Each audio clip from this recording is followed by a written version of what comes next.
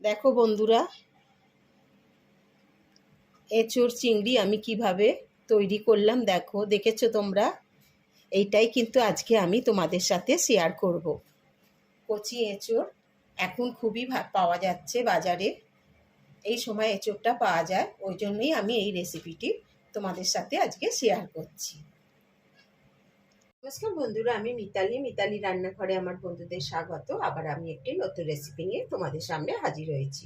যদি আমার চ্যানেলে কোনো নতুন বন্ধু হয়ে থাকো, চ্যানেলটিকে সাবস্ক্রাইব করে দিও, পাশে থাকা বেল বাটনটি ক্লিক করে দিও। তাহলে আমি যে নতুন নতুন রেসিপি আপডেট করব সবার আগে তোমাদের কাছে গিয়ে পৌঁছবে। পুরনো বন্ধুরাও আমার পাশে থেকো। আমি আজকে তোমাদের সাথে শেয়ার করছি কিভাবে আমি এঁচোড় চিংড়ি রান্না করব, সেটি আমি তোমাদেরকে শেয়ার করব। দেখো বন্ধুরা, আমি এঁচোড় আলু আর চিংড়ি দিয়ে তরকারি করব বলে আমি এখানে দেখো এরম সাইজের একটু বড় বড় এঁচোড় নিয়ে নিয়েছি। এঁচোড়টাকে এরম বড় বড় করে কেটে নিয়েছি আর ছাড়িয়ে পরিষ্কার করে নিয়েছি। আর একদম কচি এঁচোড় নিয়েছি। আর আলু দেখো, আমি আলুগুলোকে এরম ডুমু ডুমু করে কেটে নিয়েছি। আমি এখানে দুখানা বড় আলুকে এরম ডুমু করে কেটে নিয়েছি।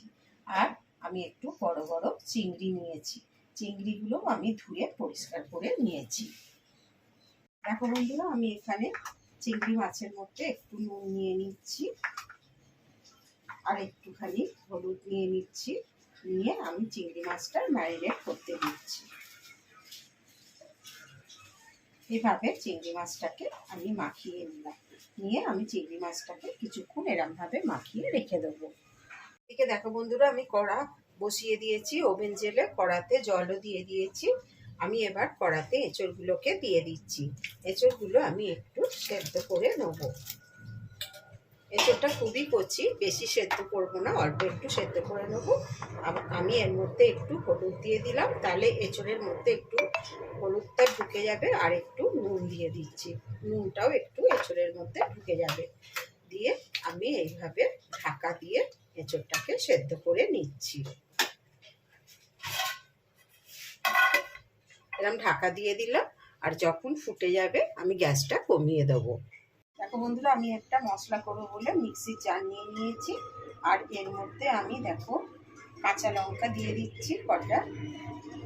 এঁচোড় চিংড়ি একটু ঝাল ঝাল হলে খেতে ভালো লাগে, ওই জন্য আমি কটা কাঁচা লঙ্কা দিয়ে দিলাম, আদা দিয়ে দিলাম কিছু, আর কটা রসুন কোয়া দিয়ে দিলাম। আর এর মধ্যে আমি দুখানা টমেটোকে এরম কেটে রেখেছি, সেটাকেও আমি দিয়ে দিলাম। আর এর মধ্যে আমি আর একটুখানি পেঁয়াজ দিয়ে দিলাম, অল্প করে একটু পেঁয়াজ দিয়ে দিলাম। দিয়ে এটা আমি একটু মিক্সিতে বেটে নেবো, পেস্ট করে নেবো। দেখো বন্ধুরা, আমি ঢাকাটা খুলে নিচ্ছি। এঁচোড়টা সেদ্ধ হয়ে গেছে, আমি তোমাদের দেখিয়ে দিচ্ছি। আর বেশি সেদ্ধ করবো না, দেখেছো একে কচি এঁচোড়, এঁচোড়টা খুবই সেদ্ধ হয়ে গেছে। এবার আমি এঁচোড়টাকে নামিয়ে নিচ্ছি, জলটা ছেঁকে নিচ্ছি।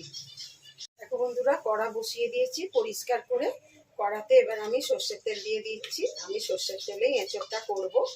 প্রথমে আমি আলুটাকে ভেজে নেবো, তেলটা গরম হয়ে গেলে। দেখো বন্ধুরা, তেলটা গরম হয়ে গেছে। এবার আমি তেলের মধ্যে আলুগুলোকে ছেড়ে দিচ্ছি। ছেড়ে আমি আলুগুলোকে ভেজে নিচ্ছি।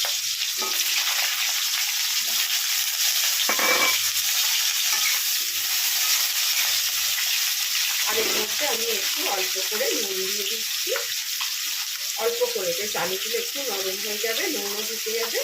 আর অল্প পরিমাণ একটু হলুদ গুঁড়ো দিয়ে দিচ্ছি।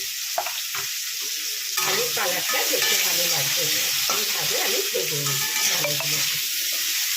দেখো বন্ধুরা, আলুগুলো ভাজা হয়ে গেছে, আমি আলুগুলোকে তুলে নিচ্ছি। আর আমি আলুগুলোকে ভাজবো না।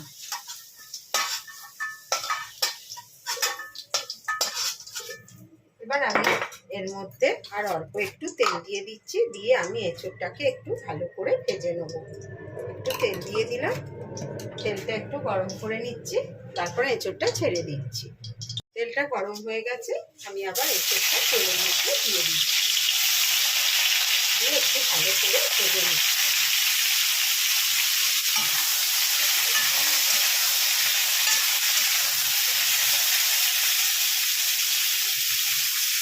দেখো বন্ধুরা, এঁচোড়টাও ভাজা হয়ে গেছে, আমি এঁচোড়টাকে এবার তুলে নিচ্ছি।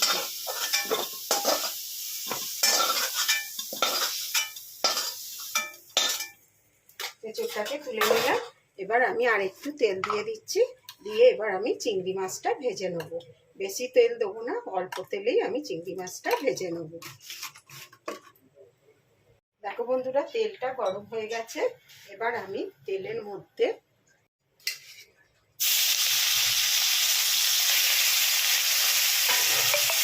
চিংড়ি মাছটা আমি বেশি ভাজবো না, চিংড়ি মাছ বেশি ভাজলে শক্ত হয়ে যায়। ওই জন্য আমি একটু নাড়াচাড়া করে চিংড়ি মাছটা নাড়িয়ে নেবো, নাবিয়ে নেবো চিংড়ি মাছটাকে। দেখো বন্ধুরা, চিংড়ি মাছগুলো ভাজা হয়ে গেছে। আমি চিংড়ি মাছগুলোকে এবার তুলে নিচ্ছি।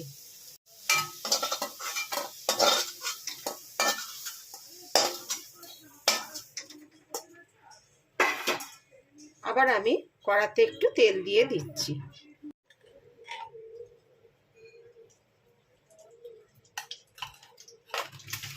আমি কড়াতে একটু তেল দিয়ে দিলাম। তেলটা গরম হয়ে গেলেই আমি ফোড়নটা দিয়ে দেবো।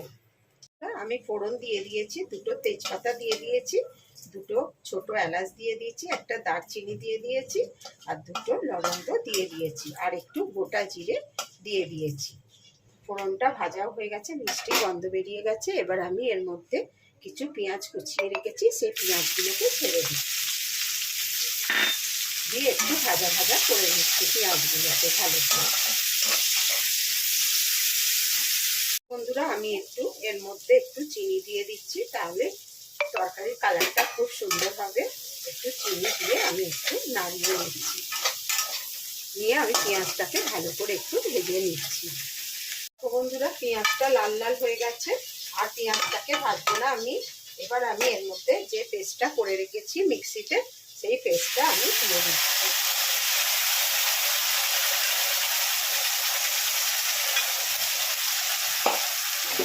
দিয়ে আমি একটু ভালো করে গ্যাসের ওভেনটাকে কমিয়ে ভালো করে কষে নেবো। আদা রসুনের গন্ধটা ভালো করে বার করে যখন বেরিয়ে যাবে, তখন আমি আবার এর মধ্যে মশলা দেবো। বন্ধুরা, আদা রসুনের গন্ধটা বেরিয়ে গেছে, মশলাটা একটু কষা হয়ে গেছে। এবার আমি এর মধ্যে মশলা দিয়ে দিচ্ছি। হলুদ গুঁড়ো একটু দিয়ে দিলাম, ধনে গুঁড়ো দিয়ে দিলাম 1 চামচের একটু কম, জিরের গুঁড়ো একটু দিয়ে দিলাম, আর কাশ্মীরি লঙ্কার গুঁড়ো একটু দিয়ে দিচ্ছি কালারটার জন্য, যাতে কালারটা ভালো হয়। মোটামুটি 1 চামচের মতনই দিলাম। আর আমি এর মধ্যে একটু লাল লঙ্কার গুঁড়ো দিয়ে দিচ্ছি 1/2 চামচ। বেশি ঝাল করছি না, কেননা কাঁচা লঙ্কাও দেওয়া আছে পেস্টের মধ্যে, ওই জন্য আমি বেশি ঝাল করছি না। আর একটু গরম মশলাও আমি দিয়ে দিচ্ছি, শাহি গরম মশলা একটু দিয়ে দিচ্ছি, দিয়ে আমি ভালো করে এটাকে কষে নিচ্ছি।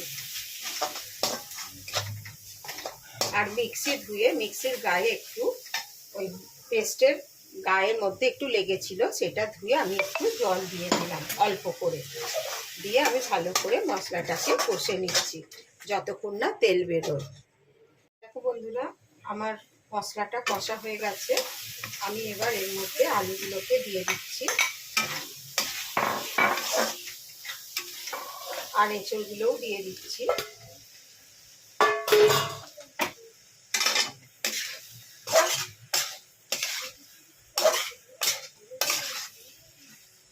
দেখেছো বন্ধুরা, আমি এরকমভাবে একটু কষে নিচ্ছি। আর যে বাটিতে আমার আলু আর এঁচড় ছিল, সেটা ধুয়ে আমি একটু জল দিয়ে দিচ্ছি,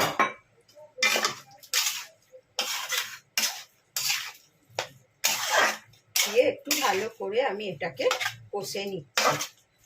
আমি ঢাকা দিয়ে এটাকে কষে নেব। ঢাকা দিয়ে দিচ্ছি, দিয়ে আমি ভালো করে একটু কষে নিচ্ছি যতক্ষণ না তেল বেরোয়। দেখো বন্ধুরা, আমি এবার ঢাকাটা খুলে নিচ্ছি। দেখো কতটা সুন্দর কষা হয়েছে, আর কতটা তেল দেখো বেরিয়েছে। আমি এবার এটাকে ভালো করে নাড়াচাড়া করে দিচ্ছি। ঢাকা দিয়ে দিয়ে কষবে, দেখবে তেলটা খুব ভালো বেরোয়, আর কষাটাও খুব সুন্দর হয়। এবার আমি চিংড়ি মাছগুলো ছেড়ে দিলাম,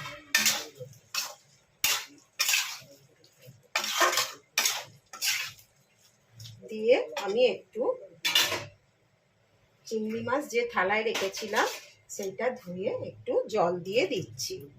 তোমরা তো জানো আমি একটু যাতে জিনিসগুলো থাকে একটু ধুয়ে জল দিয়ে আমার হ্যাবিট আছে, ওই জন্য আমি সব ধুয়ে ধুয়ে একটু করে জল দিয়ে দিই।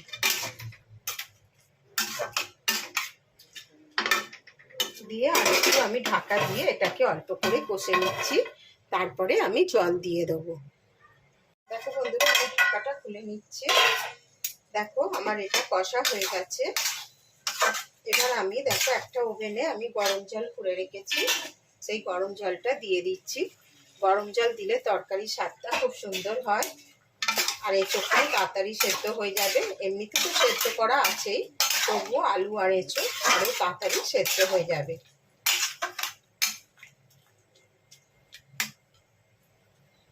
আর একটু আমি জল দিয়ে দিচ্ছি।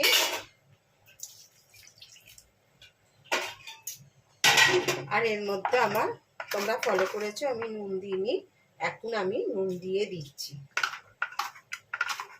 আর একটু নুন দিয়ে দিলাম, 1 চামচ আর একটুখানি নুন দিয়ে দিলাম। দিয়ে আমি এটাকে ফুটতে দিচ্ছি থালা ঢাকা দিয়ে।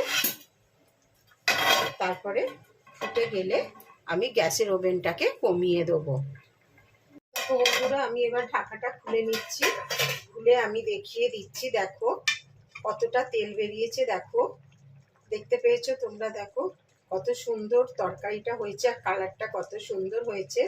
এবার দেখো আমি একটু নাড়িয়ে দিচ্ছি, আর আলুটা আমি দেখিয়ে দিচ্ছি। দেখো কেমন সেদ্ধ হয়ে গেছে, এঁচোড়টাও দেখো কেমন সেদ্ধ হয়ে গেছে। বন্ধুরা দেখছো? তাহলে আমি কিভাবে রান্না করলাম তোমরা দেখলে তোমরাও এইভাবে একবার এঁচোড় চিংড়ি বাড়িতে ট্রাই করো, দেখবে মাংস ফেলে এঁচোড় চিংড়ি আগে খাবে, এত সুন্দর রান্না হয়।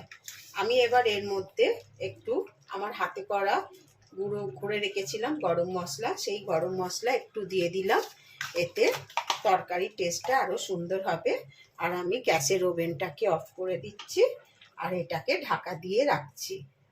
বন্ধুরা, প্রতিবারের মতন একই কথা বলছি, যদি এই রেসিপিটি তোমাদের ভালো লাগে তাহলে লাইক, শেয়ার, কমেন্ট করতে ভুলো না যেন। বন্ধু বান্ধবদের মধ্যে, ফ্যামিলির মধ্যে অনেক অনেক শেয়ার করে দিও। আমি একটু ঠান্ডা করতে দিচ্ছি, পরে আমি সার্ভ করে দেবো তোমাদের। দেখো বন্ধুরা, আমার এঁচোড় চিংড়ি হয়ে গেছে, আমি এবার সার্ভ করে দিচ্ছি। যদি তোমাদের এই রেসিপিটি ভালো লাগে তাহলে আমার চ্যানেলটিকে সাবস্ক্রাইব করে দিও, আর পাশে থাকা বেল বাটনটি ক্লিক করে দিও।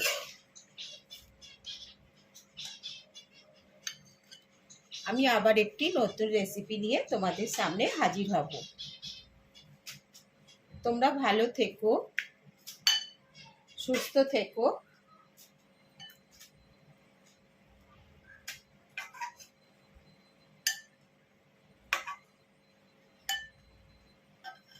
ধন্যবাদ।